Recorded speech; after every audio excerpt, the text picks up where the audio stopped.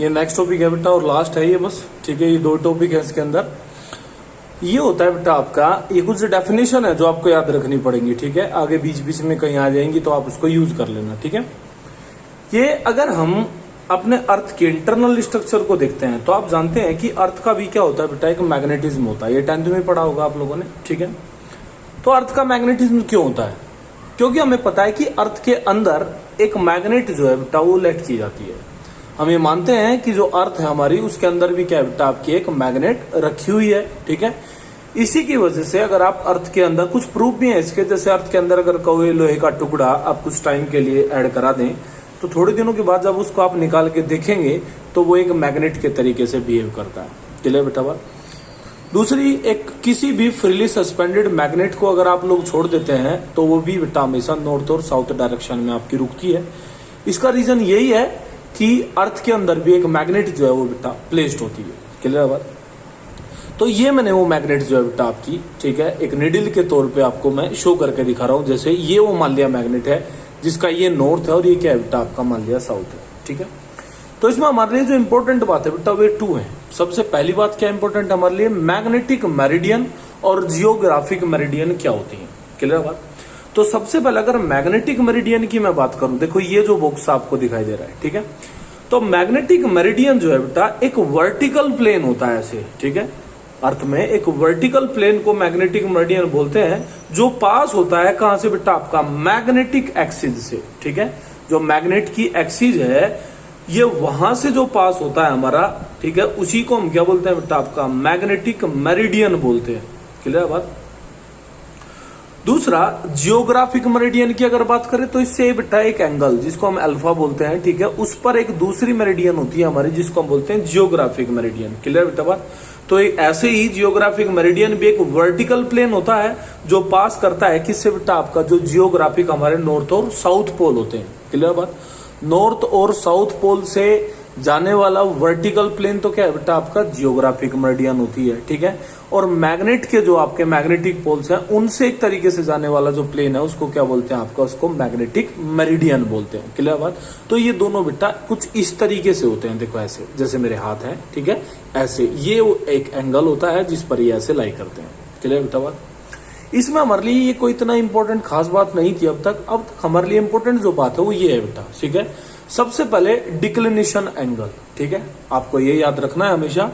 क्या होता है बेटा कि मैग्नेटिक मेरिडियन और जियोग्राफिक मेरिडियन के बीच का एंगल मीन्स ये वाला एंगल, इसको क्या बोलते हैं बेटा आपका डिक्लिनेशन एंगल बोलते हैं। पहली बात क्लियर बेटा बात? दूसरा, अगर अर्थ का रिजल्टेंट मैग्नेटिक फील्ड आप देखें तो वो कैसे निकलेगा बेटा, वो कुछ इस टाइप से जाएगा, यानी कि ये हमारा रिजल्टेंट मैग्नेटिक फील्ड हो गया। और अगर इस मैग्नेटिक फील्ड के मैं कंपोनेंट ब्रेक करूं तो एक कंपोनेंट तो क्या टूटेगा इसका बेटा, BH। BH का मतलब क्या है यहाँ पे, हॉरिजॉन्टल मैग्नेटिक फील्ड। और दूसरा कंपोनेंट क्या टूटेगा बेटा आपका, BV। BV का मतलब क्या है यहाँ पे, यानी कि वर्टिकल मैग्नेटिक फील्ड। क्लियर बेटा बात? तो BH यानी कि हॉरिजॉन्टल मैग्नेटिक फील्ड और मैग्नेटिक फील्ड के रिजल्टेंट के बीच का जो एंगल होता है उसको बोलते हैं बेटा एंगल ऑफ डिप। इन दोनों एंगल्स को आपको याद रखना है। पहली बात एक बार और मैं बताता हूं, जियोग्राफिक मेरिडियन, मैग्नेटिक मेरिडियन के बीच का एंगल डिक्लिनेशन एंगल होता है, ठीक है बेटा। उसके बाद में रिजल्टेंट मैग्नेटिक फील्ड और हॉरिजॉन्टल कंपोनेंट के बीच का एंगल क्या होता है आपका, एंगल ऑफ डिप होता है। क्लियर बात? इन दोनों को आपको याद रखना है। सॉरी। तो इसमें अगर मैं सबसे पहले बेटा BH की बात करूं, BH का मतलब हॉरिजॉन्टल कंपोनेंट, ठीक है, तो आप देख सकते हैं वो कितना होगा बेटा आपका, वो होगा B, क्लियर बात, कोस, और कितना बेटा आपका डेल्टा। क्योंकि आप जानते हैं कि एंगल के साथ वाला जो आपका कंपोनेंट है वो क्या होता है, कोस होता है। इसी तरीके से जो BV है वो कितना होगा बेटा आपका, वो होगा B साइन डेल्टा। क्लियर बेटा बात? तो अगर आप डेल्टा को फाइंड आउट करना चाहते हैं, यानी कि डीप एंगल अगर आप निकालना चाहते हैं तो आप कैसे फाइंड आउट कर सकते हैं बेटा, सेकंड इक्वेशन को फर्स्ट से डिवाइड कर दीजिए। तो जैसे ही मैं डिवाइड करूंगा तो ये BV अपॉन BH बन जाएगा equals to B sine delta upon B cos delta. तो इस B से ये B क्या होगा बेटा आपका, कैंसिल आउट। तो आप देख सकते हैं कि tan डेल्टा बराबर कितना बचेगा बेटा, BV अपॉन BH। तो डेल्टा इक्वल्स टू कितना हो जाएगा बेटा आपका, tan inverse BV upon BH। यानी कि मेरा कहने का मतलब आपसे इतना है कि कई बार क्या होता है वो बीवी दे देगा और बीएच दे देगा और आपसे कह देगा भाई एंगल ऑफ डिप बताइए, या फिर इसका बेटा कहीं यूज हो जाएगा तो आप उसको कैसे फाइंड आउट करेंगे। तो डेल्टा बराबर होता है tan इनवर्स बीवी अपॉन बीएच। बात क्लियर हुई। दूसरा बेटा कई बार क्या होता है वो आपको ये कंपोनेंट ही प्रोवाइड कर देगा और आपको कहीं जरूरत पड़ जाएगी किस चीज की बेटा, रिजल्टेंट मैग्नेटिक फील्ड यानी कि बी को फाइंड आउट करने की। तो अगर बी को फाइंड आउट करना है तो उसके लिए आप क्या काम करेंगे बेटा, उसके लिए आप दोनों इक्वेशन का स्क्वायर करके प्लस कर दीजिए, ठीक है। स्क्वायरिंग इक्वेशन 1 and 2, तो दोनों का स्क्वायर करके और क्या कर दीजिए बेटा, आपका ऐड कर दीजिए। क्लियर है बात।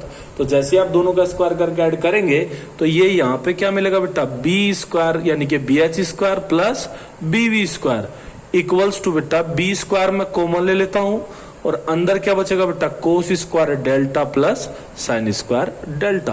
क्लियर बात। तो cos square delta plus sine square delta तो 1 हो जाएगा आपका। तो आपके पास b इक्वल्स टू कितना आ जाएगा बेटा, आपका under root B H square plus B V. तो दोनों का जब स्क्वायर करके हम अंडर रूट कर देते हैं तब हमें क्या मिल जाता है बेटा, आपका रिजल्टेंट मैग्नेटिक फील्ड मिल जाता है। क्लियर बेटा बात। दूसरा एक और इंपॉर्टेंट बात है कि अगर आप लोग इक्वेटर पे बात करें कभी, ठीक है, मैग्नेटिक जो इक्वेटर होता है आपका, ठीक है, मैग्नेटिक इक्वेटर और मैग्नेटिक पोल, जैसे नॉर्थ पोल साउथ पोल होते हैं जियोग्राफिकल, इसी तरीके से मैग्नेटिक पोल भी होते हैं बेटा, ठीक है। तो मैग्नेटिक जो इक्वेटर होता है आपका, उस पर ध्यान रखिए, मैग्नेटिक इक्वेटर कहां पे मिलेगा बेटा, आपका यहां पे। क्लियर बात। तो इसके लिए डेल्टा का वैल्यू कितना हो जाएगा आपका, 0। आप देख सकते हैं कि डेल्टा 0 होते ही ये लाइन किसको रिप्रेजेंट करेगी, इसी को ही तो करेगी। इसको बोलते हैं बेटा आपका मैग्नेटिक इक्वेटर। क्लियर बेटा बात। जैसे ये डेल्टा 90 डिग्री हो जाएगा तो 90 डिग्री होने पर कहां चला जाएंगे बेटा, हम यहां पे चले जाएंगे, ठीक है। तो यानी कि जब डेल्टा 90 हो जाएगा तब ये चीज क्या कहलाएगी बेटा, इसको बोलते हैं मैग्नेटिक पोल्स। तो ये चीज भी आप लोग ध्यान रखनी है आपको कि जो मैग्नेटिक इक्वेटर होता है उस पर डेल्टा, मैग्नेटिक इक्वेटर मैं यहां पे लिख देता हूं, मैग्नेटिक इक्वेटर पे जो डेल्टा है वो कितना होता है बेटा, आपका 0। ध्यान रखें इसको, ठीक है। यानी कि हम यहां पे पहुंच गए, तो अगर हम यहां पे पहुंच गए तो आप जानते हैं बेटा, इसको मैं मिटा लेता हूं। तो यहां पे जो आपका BH यानी कि हॉरिजॉन्टल कंपोनेंट था उसकी वैल्यू कितनी रहेगी बेटा, आपको जब पता है कि BH का वैल्यू कितना होता है हमारे हिसाब से B cos 0 और cos 0 का वैल्यू कितना होता है बेटा, आपका 1। तो BH का वैल्यू कितना हो जाएगा, आपका B हो जाएगा। क्लियर बेटा बात। इसी तरीके से अगर मैग्नेटिक पोल्स पे मैं बात करूं तो मैग्नेटिक पोल्स के लिए डेल्टा कितना हो जाता है बेटा, आपका 90 डिग्री। और अगर ये 90 हुआ और अगर आप लोग फिर से BH की वैल्यू देखें तो BH कितना होगा बेटा, आपकी बार B cos 90 और cos 90 का वैल्यू कितना होता है बेटा, आपका 0। क्लियर बात। तो मेरा कहने का मतलब आप लोगों से इतना है कि अगर आप लोग इक्वेटर पे बात करेंगे तो इक्वेटर पे मैक्सिमम मैग्नेटिक फील्ड होता है, ठीक है, और पोल्स पे ये वैल्यू कितनी हो जाती है बेटा, आपकी 0 हो जाती है। बात समझ में आई। क्लियर बेटा बात। तो ये 2-4 चीजें हैं आपकी इसमें जिनको आपको आगे के लिए याद रखना है, ठीक है। ये अगले चैप्टर में कहीं पे थोड़ा बहुत इनका यूज हो जाता है, ठीक है।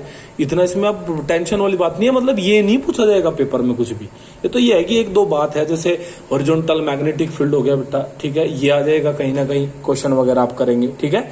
तो इसको आप एक बार सही से तैयार करें और मेरे ख्याल में बात क्लियर हुई होगी, ठीक है बेटा। ओके।